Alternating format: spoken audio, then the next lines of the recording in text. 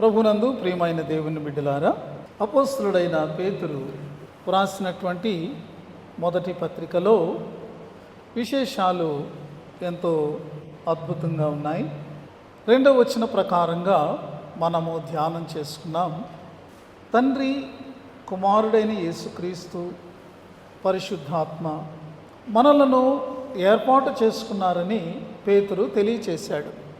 నాటి క్రైస్తవ సంఘానికి, ముఖ్యంగా చెదిరిపోయినటువంటి క్రైస్తవులకు ఈ పత్రికను వ్రాస్తూ ఉన్నప్పుడు వారి ఏర్పాటు చాలా గొప్పదని ఆయన వారికి జ్ఞాపకం చేస్తూ, తండ్రి అయిన దేవుడు, కుమారుడైన దేవుడు, పరిశుద్ధాత్ముడైన దేవుడు వారి యొక్క ఏర్పాటులో పని చేశారు అనే విషయాన్ని పేతురు తెలియచేశాడు.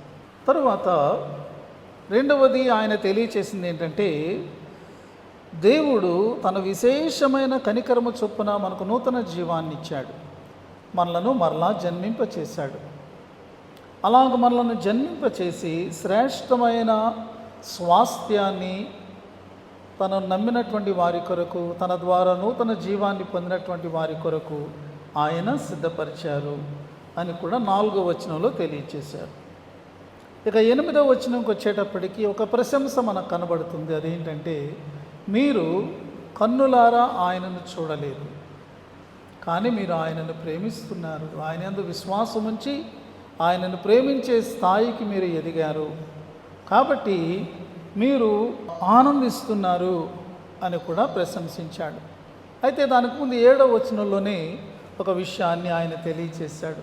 ప్రస్తుతం మీరు శోధనలను అనుభవిస్తున్నారు, ఈ శోధనలు పరీక్షల్లా ఉన్నాయి, కాబట్టి ఇవి మేలు కొరకే అనేటటువంటి సత్యాన్ని కూడా వారికి ఆయన తెలియచేశాడు. ఈ దినం మనం చదువుకున్నటువంటి ఈ 3 వచనాలు 10, 11, 12 వచనాలు, వీటిని మనం గమనించినట్లయితే ఈలాగున మనము రక్షించబడడానికి, అలాగే మనము క్రొత్త జన్మను లేకపోతే క్రొత్త జీవమును పొందడానికి కారణమైనటువంటి మూలమైనటువంటి కృపను గురించి ఇక్కడ తెలియచేస్తున్నాడు. అదెంతో ప్రత్యేకమైనదని, ప్రాముఖ్యమైనదని పేతురు తెలియచేస్తున్నాడు. అందుకే ఆయన 10వ వచనంలో ప్రారంభిస్తూ మీకు కలుగు ఆ కృపను గూర్చి అని ప్రారంభించాడు. కాబట్టి మనకు కృప అనుగ్రహించబడింది. ఈ కృప చాలా ప్రశస్తమైనది, ప్రత్యేకమైనది, ప్రాముఖ్యమైనటువంటిది కూడా. ఇలా మాట్లాడుతూ ఈ సందర్భంగా 11, 12 వచనాల్లో ఆయన 3 గుంపులను ఆయన మనకు పరిచయం చేశారు. 3 గుంపులను ఆయన ప్రస్తావించారు పేతురు. మొట్టమొదటి గుంపు ఏమిటి అంటే ప్రవక్తలు. 10వ వచనంలో వ్రాయబడి ఉంది ప్రవచించిన ప్రవక్తలు. 12వ వచనం ప్రారంభంలో వ్రాయబడి ఉంది సువార్త ప్రకటించిన వారు, అంటే సువార్తికులు. 12వ వచనం చివరిలో ఉన్నది దేవదూతలు. కాబట్టి 3 గుంపులను గురించి ఆయన ప్రస్తావించారు. కృపను గురించి ఆయన మాట్లాడుతూ ఉన్నప్పుడు, ప్రియమైన వారులారా, క్రైస్తవ విశ్వాస జీవితంలో కృప అనేటటువంటిది ఎంత గొప్పదో మనందరికీ కూడా తెలుసు. క్రైస్తవ విశ్వాసంలో ఉన్నటువంటి ప్రత్యేకతే కృప, గ్రేస్ అనేటటువంటిది. లేకపోతే ఏ పాపికి కూడా రక్షణ ఉండదు, ఏ నేరస్తునికి కూడా క్షమాపణ అనేటటువంటిది ఉండదు. ఎందుకంటే మానవ పాపం ఎంత భయంకరమైనదో మనం చూస్తూ ఉన్నాం. లోకంలో నేడు జరుగుతున్నటువంటి అకృత్యాలను మనం గమనించినప్పుడు భయంకరమైనవి, మన ఊహకు కూడా తట్టనటువంటి క్రూరత్వాన్ని, అక్రమాన్ని మరి మనం వింటూ ఉన్నాము. మానవ పాపం అలాంటిది. అయితే క్రైస్తవ్యంలో మనకు తెలియచేయబడింది ఏంటంటే కృప, గ్రేస్. ఎంత పాపినైనా రక్షించేటటువంటి దేవుడు ఒకడు ఉన్నాడు. ఆయన తన కృపను బట్టి ఆ రక్షణను, క్షమాపణను అనుగ్రహిస్తున్నాడు అని పేతురు నాటి క్రైస్తవ్యానికి కానీ, లేకపోతే నేడు తన పత్రిక ద్వారా మనకు కానీ తెలియచేస్తున్నటువంటిది ఏంటంటే, ఇదిగో ఈ రక్షణకు, ఈ యొక్క నూతన జీవానికి మూలమైనటువంటి కృప ఉంది. ఆ కృప ఈరోజు క్రొత్తగా పుట్టుకొచ్చింది కాదు, ఈ కృప ఏనాటిదో అంటూ ఆయన 11వ వచనంలో తెలియచేసింది ఏంటంటే, ఇదిగో ప్రవక్తలు దానిని గురించి మాట్లాడారు అంటున్నాడు.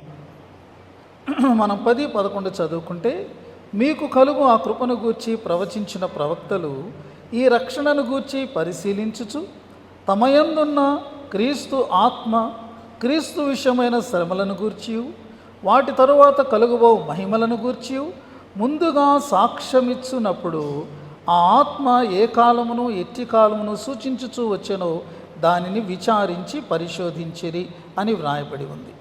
ఇందులో మనం నోట్ చేసుకోవాల్సినటువంటి విషయం ఏంటంటే, ప్రవచించిన ప్రవక్తలు ముందుగానే సాక్ష్యం ఇచ్చారు. ఎప్పుడో తమ కాలంలోనే, తాము జీవించిన కాలంలోనే వారు సాక్ష్యం ఇచ్చారు. కాబట్టి ఈ కృప, ఇది దేవుడు ఏనాడో సిద్ధపరిచినటువంటి కృప మానవాళి కొరకు. ప్రవక్తల యొక్క ప్రవచనాలలో అది బయలుపడింది. ఆ కృపను గురించి వాళ్ళు సాక్ష్యమిస్తూ ఉన్నప్పుడు వారు దేని గురించి మాట్లాడారు అంటే, క్రీస్తు విషయమైన శ్రమలను గూర్చి, వాటి తరువాత కలుగుబోవు మహిమలను గూర్చి మాట్లాడారట. గమనించారా? క్రీస్తు విషయమైన శ్రమలు అంటే క్రీస్తు పొందేటటువంటి శ్రమలు, ఆ తర్వాత కలిగేటటువంటి మహిమ. మనము ప్రతి వచనాన్ని చూడలేం, కానీ మనం జ్ఞాపకం చేసుకుంటే, ఎందుకంటే మనందరం క్రైస్తవులు, మనకు బైబిల్ గ్రంథం తెలుసు కాబట్టి 22వ సంకీర్తనను మనం గమనించామనుకోండి, 22వ సంకీర్తనలో ఏమి ఉంది అంటే శిలువ దృశ్యం ఉంది. భక్తుడు వ్రాస్తున్నాడు, ఇదిగో నా చేతులలో వాళ్ళు పొడిచారు, నా పాదములలో పొడిచారు, వృషభములు నా చుట్టి ఉన్నవి, నా యొక్క నాలుక నా దవడుకు అంటుకొని ఉన్నది. ఇలాంటి ఆ యొక్క వాక్య భాగాన్ని మనం చదువుతున్నాడు. ముఖ్యంగా 11వ వచనం నుంచి మనం అలా చదువుకుంటూ వెళ్తున్నప్పుడు మనము సిలువను చూస్తున్నట్టే వర్ణించబడినటువంటి ఆ యొక్క వర్ణన మనం చూస్తాం. క్రీస్తు పొందబోయేటటువంటి శ్రమలు అక్కడ కొన్ని వేల సంవత్సరాలకు ముందే సవివరంగా వర్ణించబడ్డాయి. అయితే ఆ కీర్తనలోనికి మనము అలా చదువుకుంటూ వచ్చిన తర్వాత ఆ కీర్తన ఆ శ్రమతో ముగియదు. ఆ శ్రమ పడినటువంటి వాడు తన మహిమను గూర్చి, తన జీవాన్ని గూర్చి, ఆ జరిగినటువంటి కార్యమును బట్టి కలగబోయేటటువంటి ఆ యొక్క గొప్ప ఫలితాన్ని గురించి కూడా మాట్లాడుతూ ఉన్నాడు. కాబట్టి అక్కడ మనం గమనించినప్పుడు ఏంటి అంటే, అక్కడ శ్రమ ఉన్నది, మహిమను గురించి కూడా ఉన్నది. ఆ రీతిగా ప్రవచనాన్ని మనం గమనిస్తాం. అదే రీతిగా చాలా వాక్యాలు ఉన్నాయి, కొన్ని మచ్చుకు నేను చెప్తున్నాను. జకర్యా గ్రంథము 12వ అధ్యాయం 10వ వచనంలో ఒకసారి అక్కడ ఏం రాయబడి ఉందో మనం చూద్దాం. ప్రవక్త అయిన జకర్యా గ్రంథము 12వ అధ్యాయము 10వ వచనాన్ని నేను చదువుతున్నాను, చూడండి. 783వ పేజీలో ఈ వాక్యం మీకు దొరుకుతుంది. దావీదు సంతతి వారి మీదను యెరూషలేము నివాసులందరి మీదను కరుణ నొందించు ఆత్మను విజ్ఞాపన చేయు ఆత్మ నేను కుమ్మరింపగా వారు తాము పొడిచిన నా మీద దృష్టి ఉంచి, ఒకడు తన ఏకకుమారుని విషయమై దుఃఖించినట్లు, తన జ్యేష్ఠపుత్రుని విషయమై ఒకడు ప్రలాపించినట్లు అతని విషయమై దుఃఖించుచు ప్రలాపింతురు అని వ్రాయబడి ఉన్నది. తనను పొడిచినటువంటి వారు అంటే ఆయన యొక్క శ్రమలను గురించినటువంటి ఆ యొక్క ప్రవచనం, తాము పొడిచిన నా మీద దృష్టి ఉంచి అంటున్నారు. ఇశ్రాయేలు పొందబోయేటటువంటి అంతిమ రక్షణను గురించి ఇది మనకు తెలియచేస్తున్నా. ఇక్కడ ఆయన యొక్క శ్రమలను గురించి వ్రాయబడి ఉంది. కానీ శ్రమపడి చనిపోయినటువంటి వాడు మాట్లాడుతున్నాడు అంటే అర్థం ఏంటి? ఆయన మహిమ పొందాడు, తిరిగి లేచాడు అని అర్థం. ఇంకొక ప్రవచనం మనం బాగా ఎరిగినటువంటిది ప్రవక్త అయినటువంటి యెషయా గ్రంథంలో 53వ అధ్యాయంలో ఉన్నది. 53వ అధ్యాయాన్ని కూడా మనము చూచినట్లయితే ఇక్కడ చాలా చక్కని వర్ణన ఉన్నది. 4వ వచనం నుండి మనం చదువుకుంటే, నిశ్చయముగా అతను మన రోగములను భరించెను, మన వ్యసనములను వహించెను, ఆయనను మొత్తబడిన వానిగాను దేవుని వల్ల బాధింపబడిన వానిగాను శ్రమ నొందిన వానిగాను మనం అతనిని ఎంచితిమి. మన అతిక్రమ క్రియలను బట్టి అతడు గాయపరచబడెను, మన దోషములను బట్టి నలుగొట్టబడెను. మన సమాధానార్థమైన శిక్ష అతని మీద పడిన, అతడు పొందిన దెబ్బల చేత మనకు స్వస్థత కలుగుచున్నది. ఇలాగా ఆయన మరి వర్ణన ఉండగా 12వ వచనంకి వచ్చేటప్పటికి 12వ వచనంలో 3వ వాక్యంలో ఏలయనగా మరణము నొందినట్లు అతడు తన ప్రాణమును ధారపోసెను. ఆయన మరణించాడు, శ్రమపడి మరణించాడు. నేను చెప్తున్న పాయింట్ ఏంటంటే ప్రవక్తల యొక్క సాక్ష్యము ఎలా ఉందంటే ఆయన శ్రమను గురించి ఉంది, ఆయన మహిమను గురించి ఉంది. ఇక్కడ శ్రమను గురించి మనం చదువుకున్నాము. అయితే 10వ వచనం 4వ వాక్యంలోనికి మనం వెళితే, లేకపోతే 5వ వాక్య లైన్లోకి వెళితే అతడు దీర్ఘాయుష్మంతుడగును అనే మాట రాయడు. మరణించిన వాడు దీర్ఘాయుష్మంతుడు ఎలాగవుతాడు అంటే ఆయన తిరిగి లేస్తాడు, మహిమను పొందుతాడు. ప్రియమైనటువంటి వారులారా, ఈ రీతిగా ప్రవక్తలు శ్రమను గూర్చి మహిమను గూర్చి ప్రకటించారు. ప్రవక్తల యొక్క ప్రవచనాలన్నిటినీ మనం గమనిస్తేనండి అవి 2 భాగాలుగా మనము వాటిని స్టడీ చేయొచ్చు. ఒకటి ఏంటంటే ప్రవక్తలు ఎవరైనా సరే వాళ్ళు ఎవరికైతే ప్రకటన చేస్తున్నారో ఆ ప్రజలను ఉద్దేశించినటువంటి ప్రవచనాలు, అంటే సమీప భవిష్యత్తులో జరగబోయేటటువంటి వాటిని ప్రవచించారు. అదే సమయంలో వాళ్ళు ప్రవచించినటువంటి రెండవది ఏంటంటే క్రీస్తు ఆయన వచ్చినప్పుడు, ఆయన వచ్చిన తర్వాత జరగబోయేటటువంటి సంభవాలు, వాటిని గురించి వాళ్ళు ప్రవచించారు. కాబట్టి ప్రవక్తల గ్రంథాలన్నిటిలో కూడా మనము యెషయా గాని ఇర్మీయా గాని తర్వాత గ్రంథాల్లో మనం గమనిస్తే ఈ 2 కూడా మనకు కనిపిస్తాయి. నాటి ఇశ్రాయేలీయుల ప్రజలకు వారు బబులోనికి వెళ్తారని, బబులోని నుంచి విడుదల పొందుతారని ఇలాంటివి ఉన్నాయి. అవి సమీప భవిష్యత్తు. కానీ క్రీస్తు వచ్చినప్పుడు, ఆయన వచ్చినప్పుడు ఎలా ఉంటుంది, ఆయన ఎప్పుడు వస్తారు, లేకపోతే వచ్చిన తర్వాత జరగబోయేటటువంటి మార్పులు ఎలా ఉంటాయి అనేవి కూడా చాలా చక్కగా వాళ్ళు వివరించినట్లు లేకపోతే ప్రవచించినట్లు మనము చూస్తాం. ఈ యొక్క ప్రవచనాలన్నీ కూడా ప్రవక్తలు ప్రవచించినప్పుడు ఇక్కడ ఏమి రాయబడి ఉందంటే నాకు కొంత ఆసక్తిని కలిగించిన విషయము మనం గమనిస్తే 11వ వచనంలో ఈ రక్షణను గురించి పరిశీలించుచు తమ యందున్న క్రీస్తు ఆత్మ వారికి విషయాలన్నీ తెలియచేశారు. క్రీస్తుని గురించినటువంటి ప్రవచనాలు వాళ్ళు ప్రవచించినప్పుడు, క్రీస్తు అంటే మనం గమనించాల్సింది ఏంటంటే ప్రవక్తల కాలానికి వాళ్ళకి యేసు తెలియదు. మెస్సయ్య అనేటటువంటి ఒక ఆయన వస్తాడని వాళ్ళకు తెలుసు. కాబట్టి వారు ఒక మెస్సయా గురించి మాట్లాడుతున్నారని వాళ్ళకు తెలుసు, కానీ ఆ మెస్సయ్య ఎవరో వాళ్ళకి తెలియదు.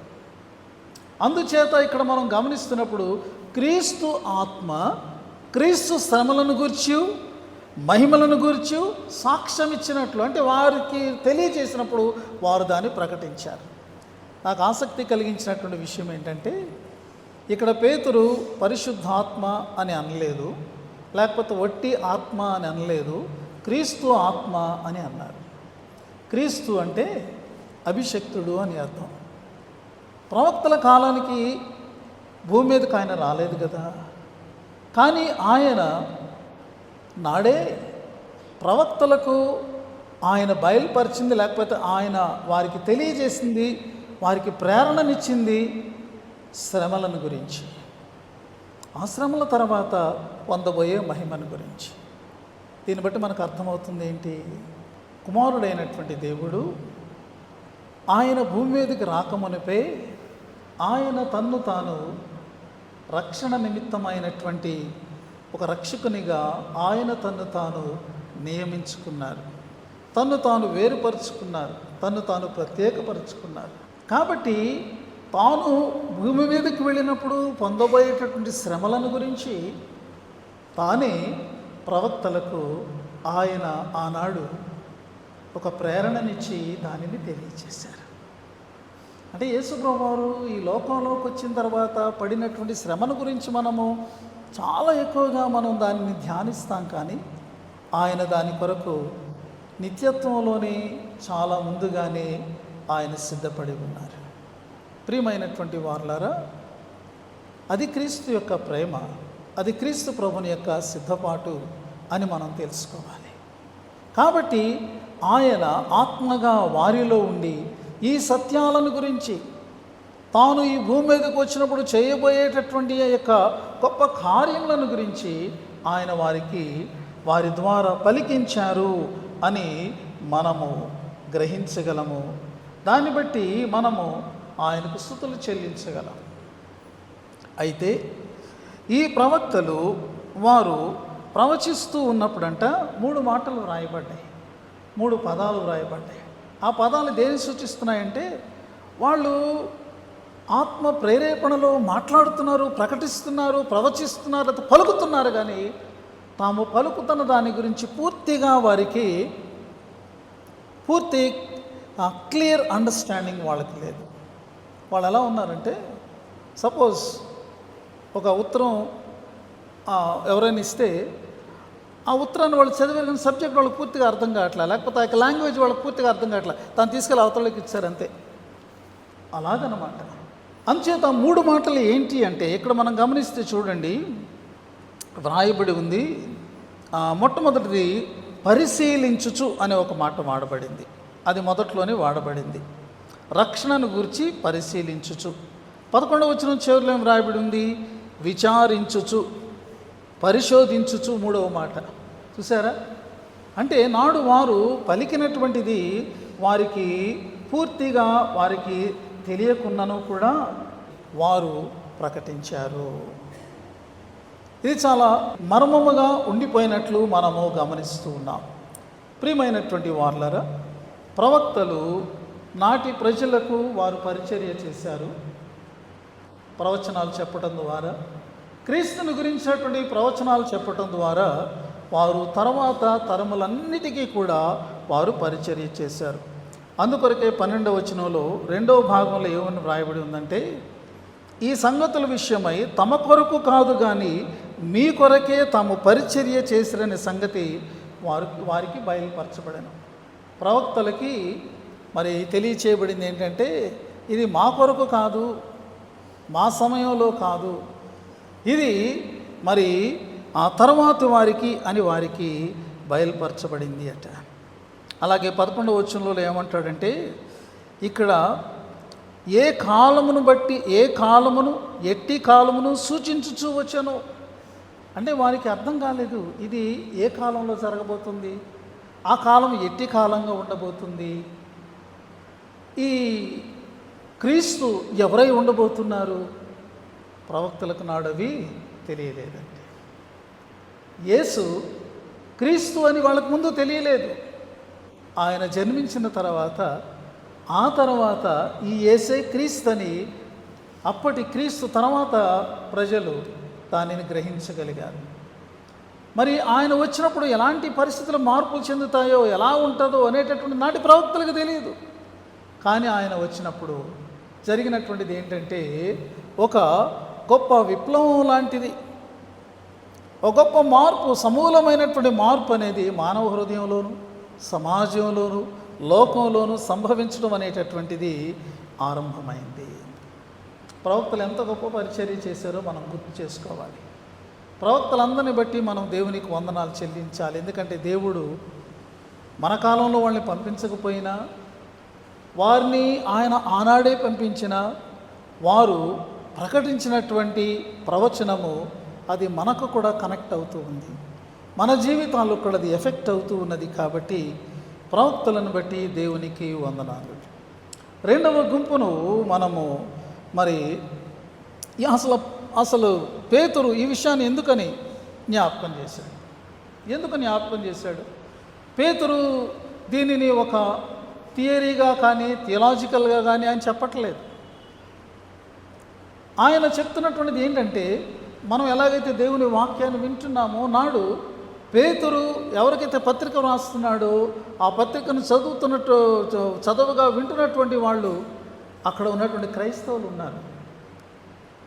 వారికి ఆయన ఈ మాటలు ఎందుకు తెలియజేస్తున్నాడంటే, ప్రియమైనటువంటి క్రైస్తవులారా, ఇదిగో మరి ముందుగానే సాక్ష్యం ఇవ్వబడినటువంటి యొక్క సత్యం, ముందుగానే తెలియజేయబడినటువంటి యొక్క కృప, అని వారికి తెలియజేస్తూ, మీరు ఏ రక్షణను బట్టి ఈ శ్రమలలో ఉన్నారో ప్రస్తుతం, ఆ రక్షణ ఎంత విలువైనదో శ్రేష్టమైనదో మీరు గ్రహిస్తున్నారా? అది అలవోకగా అలా వచ్చింది కాదు, అకస్మాత్తుగా అలా జరిగింది కాదు. ఏదో ఈరోజు మీరు ఏదో కష్టంలో ఉన్నారు, పాపంలో ఉన్నారని ఏదో అప్పటికప్పుడు అనుకుని మిమ్మల్ని రక్షించినటువంటి కార్యము కాదు. దేవుడు దీనిని, ఈ కృపను ఏనాడో సిద్ధపరిచాడు. మీరు పొందినటువంటి రక్షణ యొక్క సిద్ధపాటు ప్రణాళిక ఈరోజు వేయబడింది కాదు.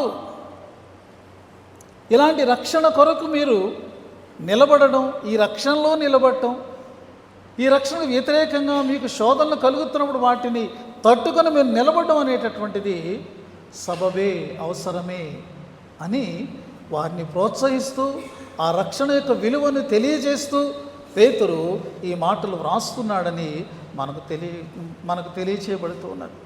ఈ రక్షణ ప్రణాళికాబద్ధమైనది ఏనాడు, ఈ రక్షణ ఎంతో ప్రత్యేకమైనది, ఈ రక్షణ మహిమకరమైనది అని వారు గ్రహించాలి.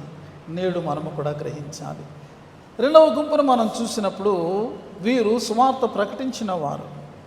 వీని గురించి 12వ వచనంలో వ్రాయబడింది, పరలోకము నుండి పంపబడిన పరిశుద్ధాత్మ వలన మీకు సువార్త ప్రకటించిన వారి ద్వారా ఇప్పుడు మీకు ఈ సంగతులు తెలియచేయబడ్డాయి. సువార్థికులను బట్టి మనము దేవునికి వందనాలు చెల్లించాలి. ప్రియమైన వారులారా, సువార్త ప్రకటిస్తున్నటువంటి వారు పరిశుద్ధాత్మతో ప్రకటిస్తున్నారు. నిజమైన సువార్థికుడు పరిశుద్ధాత్మ శక్తితో ప్రకటించేవాడు అని అర్థం. కాబట్టి నాటి నుండి కూడా పరిశుద్ధాత్మ ద్వారా సువార్త ప్రకటిస్తున్నటువంటి వారు ఏమని ప్రకటిస్తున్నారు అంటే, ఇదిగో ముందు నుండి అనాది కాలము నుండి ప్రవచించబడినటువంటి ప్రవచనాలన్నీ కూడా నెరవేర్పు పొందాయి.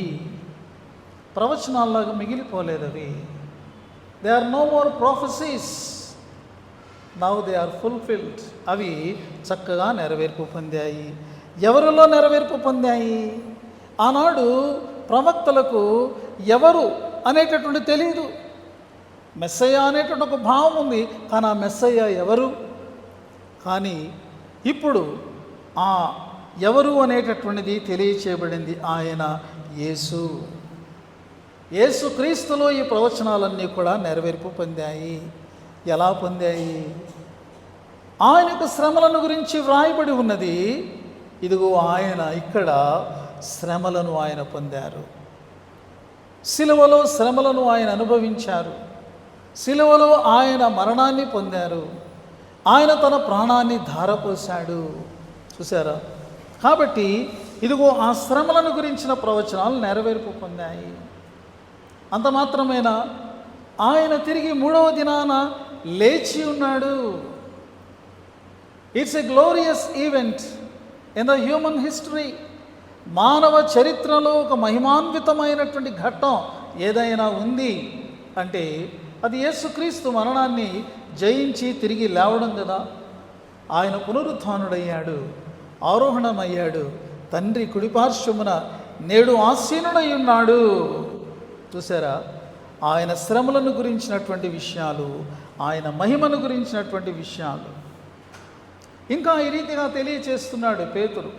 ఇదిగో ఆయన ద్వారా రక్త ప్రోక్షణ జరిగింది, అందుచేత మీ అందరికీ కూడా రక్షణ అందుబాటులోనికి వచ్చింది. మానవ జీవితాలలో అసలైనటువంటి సత్యం ఏమిటి, దైవిక సత్యం ఏమిటో అది ప్రత్యక్షమైంది. అలాగే మరి దేనిని నమ్మాలో ఆ విశ్వాసం కూడా మనకు తెలియచేయబడింది. దేనిని పడితే దానిని నమ్మితే అది జీవము గల విశ్వాసం కాదు, ఫలించే విశ్వాసం కాదు.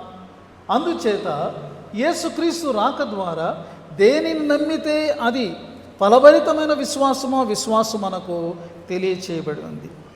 మానవ ప్రవర్తనలో పరివర్తన కలిగింది. There is a drastic change, there is transformation. ప్రతి మనిషిలో కూడా నమ్మినటువంటి వారిలో ఇటువంటి పరివర్తన, అలా పరివర్తన చెందినటువంటి వారిలో చెప్పనశక్యమును మహిమాయుక్తమైనటువంటి సంతోషముతో కూడినటువంటి ఆనందము వారి యొక్క అనుభవంలోనికి వచ్చింది. అంత మాత్రమేనా, ఇప్పుడు వారు జీవముతో కూడినటువంటి నిరీక్షణ గలవారే జీవిస్తూ ఉన్నారు. ప్రియమైన వారు, ఈ టెర్మినాలజీ మనకు ఎక్కడ దొరుకుతుందండి? ఇలాంటి అద్భుతమైనటువంటి ఆధ్యాత్మికమైనటువంటి పదజాలం మన యొక్క మనసులకు ఇంపుగా, మనకెంతో మనకు గుండెకు ధైర్యాన్ని స్థైర్యాన్ని ఇచ్చేటటువంటి ఇలాంటి భావం, ఇలాంటి సత్యం మనకెక్కడ ఉంది?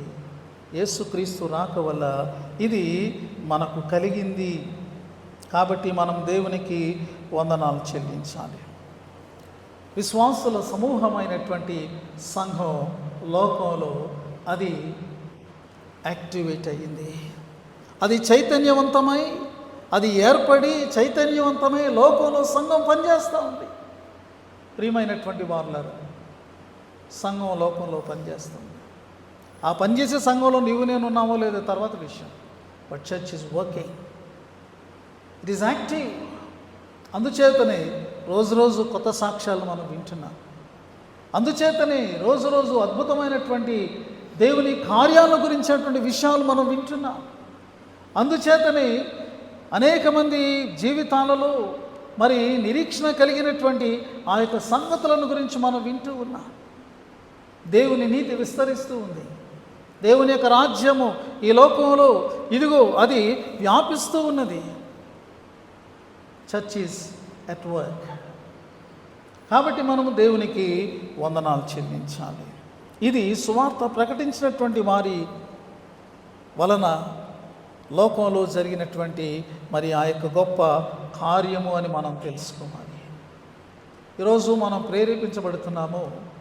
మనం ప్రవక్తల్లో ఉండలేము, ఎందుకంటే అది అయిపోయింది కదా, ఆ కాలం అయిపోయింది. కానీ మనం సువార్థికుల్లో ఉండొచ్చు. You can be an evangelist. ఇంత గొప్ప సత్యాన్ని, ఇంత గొప్ప నిరీక్షణను, ఇంత గొప్ప నమ్మికను లోకంలో ప్రకటించగలిగినటువంటి ఒక ఆధిక్యత విశ్వాసికి మాత్రమే ఉంది, క్రైస్తవ సంఘానికి మాత్రమే ఉంది.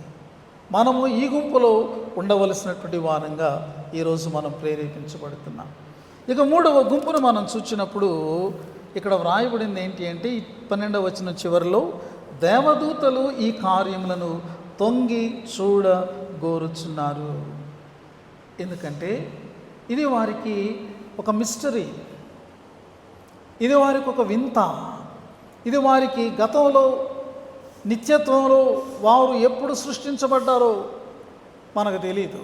కానీ అప్పటి నుండి ఇప్పటి వరకు కూడా ఇది వారి అనుభవంలో లేనటువంటి ఒక నూతనమైనటువంటి సంగతి.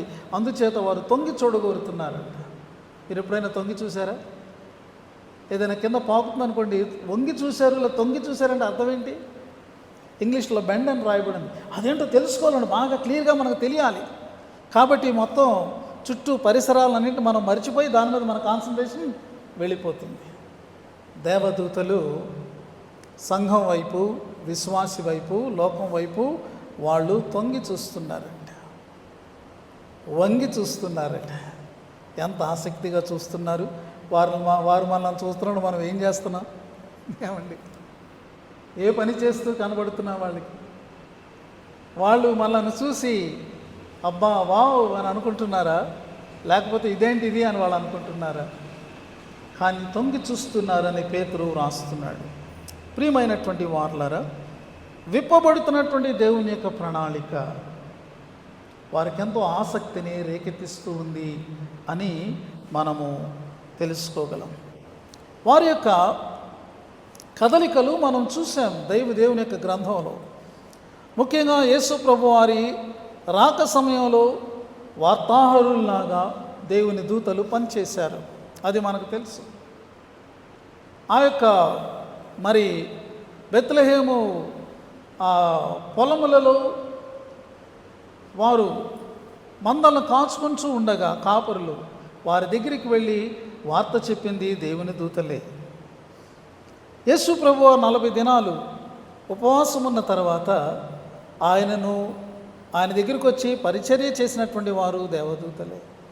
గెత్సేమనే తోటలో ఆయన యొక్క ఆ ప్రార్థనా సంఘర్షణలో ఆయన చెమట రక్త బిందువులుగా నేలను తాకుతున్న తర్వాత ఆయనను వచ్చి బలపరిచింది దేవదూతలే. ఆయన తిరిగి లేచిన తర్వాత ఆయన సమాధి వద్ద ఆ వార్తను, ఆ సత్యానికి సాక్షులుగా నిలిచింది దేవుని దూతలే. ఆయన ఆరోహణమైనప్పుడు ఆయన మరలా తిరిగి వస్తాడు అని చెప్పి మరి అక్కడ ఉన్నటువంటి వారికి తెలియచేసింది దేవుని దూతలే. వీటన్నిటిలో వారు అక్కడ మనకు కనబడుతున్నారు, కానీ స్టిల్ వారు తొంగి చూడగోరుతున్నారు. ఎందుకంటే అది వారికి మర్మముగా ఉన్నది కాబట్టి. ప్రియమైనటువంటి వారులారా, పౌలు భక్తుడు అంటాడు 1 కొరింథీ 4:9 మేము లోకమునకును దేవదూతలకును వేడుకగా ఉన్నాము అని అంటాడు. 1 కొరింథీ 4:9 పౌలు కూడా దీనిని తెలియచేస్తూ ఉన్నాడు. మేము దేవుని యొక్క మరి ఇంటిలో గృహ నిర్వాహకులుగా ఉన్నాము, అంటే దేవుని యొక్క పనిలో మేము ఎంతో బాధ్యత కలిగిన వారంగా ఉన్నాము. అయితే ఈ యొక్క బాధ్యతను నిర్వర్తించడంలో మాకు ఎన్నో ఆటంకాలు, అడ్డులు ఎదురవుతున్నాయి. అయినను మేము కొనసాగిపోతున్నాం. ఎన్నో నిందలు, ఎన్నో రకాలైనటువంటి ఆరోపణలు, ఎన్నో రకాలైనటువంటి వేరు మాటలు మా విషయంలో పలకబడుతున్నాయి, ప్రచారం చేయబడుతున్నాయి అని మాట్లాడుతూ, ఇదిగో లోకానికి మేము వేడుకగా ఉన్నాము, దేవదూతలు కూడా ఇదిగో వీళ్ళింత కష్టపడుతున్నారు కదా, వీళ్ళింత చేస్తున్నారు కదా, ఎందుకోసం, ఇది ఎలాంటి ఫలితాన్ని ఇవ్వబోతుందని వాళ్ళు చూస్తున్నారు అన్న భావనలో ఆయన తెలియచేశాడు. పౌలు ఇంకా ఒక గొప్ప సత్యాన్ని ఆయన తెలియచేస్తూ ఉన్నాడు ఎఫెసీ పత్రికలో. ఈ వచనాన్నైతే మనము బైబిల్ తెరిచి మనం చూద్దాం. ఎఫెసీ పత్రిక 3వ అధ్యాయము 8 నుండి 11 వచనాలు నేను చదువుతున్నాను. దేవుడు మన ప్రభు అయిన క్రీస్తు యేసునందు చేసిన నిత్య సంకల్పము చొప్పున పరలోకములో ప్రధానులకును అధికారులకును సంఘము ద్వారా తన యొక్క నానా విధమైన జ్ఞానము ఇప్పుడు తెలియబడవలను ఉద్దేశించి శోధింప శక్యము కాని క్రీస్తు ఐశ్వర్యమును అన్యజనులలో ప్రకటించుటకును సమస్తమును సృష్టించిన దేవుని యందు పూర్వకాలము నుండి మరుగైయున్న ఆ మర్మమును గూర్చిన ఏర్పాటు ఎట్టిదో అందరికీ తేటపరచుటకును పరిశుద్ధులందరిలో అత్యల్పుడనైనా నాకు ఈ కృప అనుగ్రహించను అని అంటున్నాడు. మొదటి భాగాన్ని మరలా మనం చదువుకుంటే, ప్రభు అయిన క్రీస్తునందు దేవుడు చేసిన నిత్య సంకల్పము ఇది పరలోకములో ప్రధానులకు అధికారులకు ఆయన తెలియచేయాలనుకున్నప్పుడు సంఘము ద్వారా తన నానా విధములైన జ్ఞానమును ఆయన సంఘము ద్వారా తెలియచేస్తున్నాడు. ఎవరికి తెలియజేస్తున్నాడంటే అన్యజనులకు సరే, లోకంలో ఉన్నటువంటి వారికి సరే, కానీ పరలోకంలో ఉన్న ప్రధానులకు అధికారులకు, అంటే ఇక ఏంజలిక్ బీయింగ్స్, వాళ్ళకి దేవుని యొక్క నిత్య సంకల్పం తెలియదు. అందుచేత వాళ్ళు తొంగి చూస్తూ ఉన్నారు ఏంటిది అని. వారికి తెలియ నిమిత్తము దేవుడు ఏర్పరచుకున్నటువంటి సాధనము సంఘము. ఈ సంఘము ద్వారా దేవుడు తన జ్ఞానాన్ని పరలోకంలో ఉన్నటువంటి దూతలకు కానీ భూమి మీద ఉన్నటువంటి మానవులకు కానీ ఆయన తెలియచేస్తున్నాడు. సంఘము ఎంత విశిష్టమైనదో అర్థమైందా? సంఘం అంటే అదేదో ఒక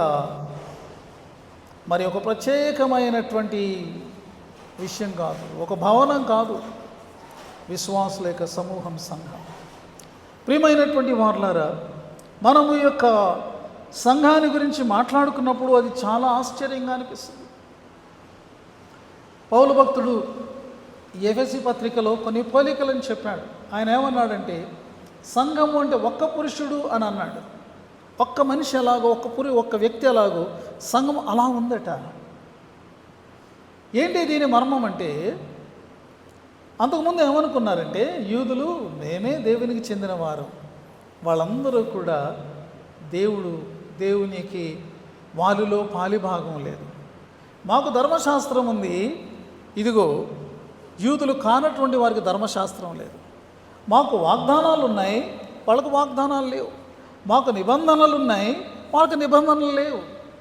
మా క్రీస్తుని గురించినటువంటి ప్రవచనాలు ఉన్నాయి, వాళ్ళకి లేవు అని అనుకున్నారు. కానీ పౌలు అంటాడు అలా కానే కాదు. అంచేత ఒక భక్తుడు ఏమన్నాడంటే, ఇదిగో 2 రకాలైనటువంటి మరి లోహాల్ని తీసుకొని, 2 రకాలంటే ఒక లోహం యూదులు, ఒక లోహం అన్యజనులు. రెండింటినీ కలిపి ఒక మూసలో పోసినప్పుడు తయారైనటువంటి నూతనమైనటువంటి వస్తువే సంఘం అని అన్నాడు. కాబట్టి ఈరోజు యూదులు మేమే సంఘం మీరు కాదని అనడానికి లేదనమాట. ఎందుకంటే ఒక్క వ్యక్తిగా లేకపోతే ఒక్క వస్తువును తయారు చేసినట్టు ఆ ఇద్దరిని కూడా దేవుడు మరి సంఘంలో భాగంగా చేశాడు. ఇది ముందు దూతలకు తెలియదు, ఎవరికి కూడా తెలియదు. వారు తొంగి చూడగోరుతున్నారు అని వ్రాయబడి ఉన్నది. ప్రియమైన వారులారా, సంఘము అంటే అది ఒక మందిరము, అయితే ఆత్మీయమైన మందిరము. It is a spiritual temple. అది నిర్మించబడుతూ ఉన్నది. దేవుడు ఎక్కడ ఉన్నాడు? పరలోకంలో ఉన్నాడని మనకు తెలుసు. కానీ ఆయన ఎక్కడ ఉన్నాడు? ఈ భూమి మీద తన సంఘంలో ఉన్నాడు. 7 దీపస్తంభముల మధ్యలో సంచరించుచున్న వానిగా యేసుక్రీస్తు ప్రభువారు ప్రకటన గ్రంథంలో తాను పరిచయం చేసుకున్నాడు. ఆయన మన మధ్యలో ఉన్నారు, చూసారా? కాబట్టి ఇది ఆత్మ మందిరం. దీనిని ఆయన నిర్మించుచూ ఉన్నాడు. మూడవది ఏంటంటే, సంఘము అనేటటువంటిది ఎలాంటిది అంటే, అది ఈ లోకంలో పనిచేస్తుంది. నేను చెప్పాను కదా, క్రీస్తును శిరస్సుగా కలిగినటువంటి దేహముగా సంఘం ఉంది. ఆయన శిరసత్వంలో, ఆయన నడిపింపులో, ఆయన సారథ్యంలో సంఘము ఈ లోకంలో పనిచేస్తూ ఉన్నది. క్రీస్తు యొక్క పని, దేవుని యొక్క పని, మరి దేవుని రాజ్య విస్తరణ, ఈ సువార్తీకరణ, ఇవన్నీ కూడా సంఘము చేస్తూ ఉన్నది.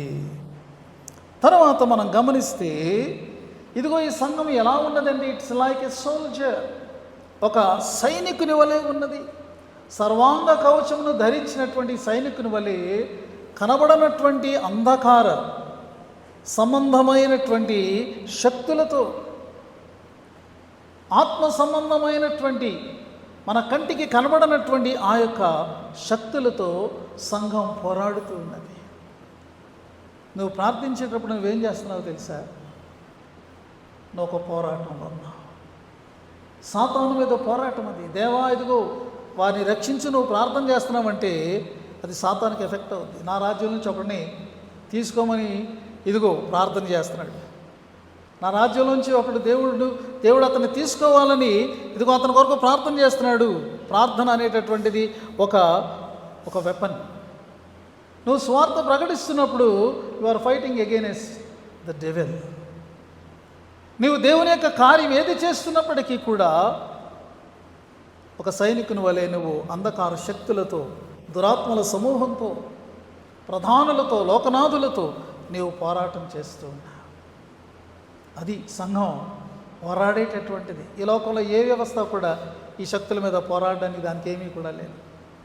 వారికి ఎప్పుడూ ఓటమి, కానీ సంఘానికి ఎప్పుడూ కూడా జయం. ఎందుకంటే ఈ సంఘం ఎదుట పాతాళలోక ద్వారములు నిలువ నేరవు అని రాయి. ఇంకొక మాట మనం చూస్తే, ఈ యొక్క సంఘము వధువుగా క్రీస్తు యొక్క రాక కొరకు, తన వరుని యొక్క రాక కొరకు సిద్ధపడుతూ ఉన్నది. సంఘం ఏం చేస్తుంది? దినదినము తను ఇంకా పరిశుభ్రపరుచుకుంటూ ఉంది. దినదినము తను ఇంకా పవిత్రపరుచుకుంటూ ఉంది. దినదినము దేవుడిచ్చేటటువంటి ఆత్మీయమైనటువంటి అలంకరణలతో తను తాను అలంకరించుకుంటూ, ఇదిగో నా వరుడు వచ్చినప్పుడు నన్ను చూచి ఆకర్షితుడవ్వాలి, ఎంతో ప్రేమతో ఆయన నన్ను చేర్చుకోవాలి, దానికి తగినట్టుగా నా యొక్క జీవితం ఉండాలి అని ప్రతి మూల ఎక్కడైనా ఉండకూడనిది ఉన్నా, ఎక్కడైనా వికృతమైనది నాలో ఉన్నదా అని పరిశీలించుకుంటూ, దాన్ని తొలగించుకుంటూ ఆకర్షణీయమైనటువంటిదిగా సంఘము సిద్ధపరచుకుంటూ ఉంది పరిశుద్ధాత్మ సహాయం. వీటన్నిటినీ కూడా దూతలు తొంగి చూడగోరుచున్నారు. ప్రియమైనటువంటి వారులారా, ఈ చిన్న 2 వచనాల వాక్యంలో ఎంత గొప్ప మర్మములు ఇమిడి ఉన్నాయో చూసారా? మనము ఇందులో పాలిభాగస్తులుగా మనమున్నాము. ఆ రక్షణ మనకు అనుగ్రహించబడింది. ఆ సువార్తను మనం అంగీకరించాము. క్రీస్తు శ్రమ, మరణ పునరుద్ధానాలు మన కొరకే. అవి నిరూపించబడ్డాయి చరిత్రలో కాదు, మన జీవితంలో కూడా. ఆయన శ్రమ, మరణ పునరుద్ధానం వల్ల మనం రక్షించబడ్డాం కదా. నేడు మనం ఆయన యొక్క ఆలయంలో ఉన్నాం. దీనిని మనం నిలవబెట్టుకోవాలి. సమూహంగా ఆయన సంఘంగా మనము ఒక సైనికునిలాగా, ఒక పురుషునిలాగా సమానత్వం కలిగి ఒక సైనికుని వల్లే మనం పోరాడుతున్నట్టుగా, ఒక మందిరంలో మనం కట్టబడుతున్నట్టుగా, వధువుగా అలంకరించబడుతున్నట్టుగా మనల్ని మనం సిద్ధం చేసుకోవాలి. ఈ వాక్యము ఆ రీతిగా మనల్ని ప్రేరేపిస్తూ ఉండగా మనందరం కూడా ప్రభుని యొక్క కృపను కోరుకుందాం. పరిశుద్ధాత్మ దేవుడి వాక్యాన్ని మన వెనుకడిలో ఫలింపచేయునుగాక. ఆమేన్.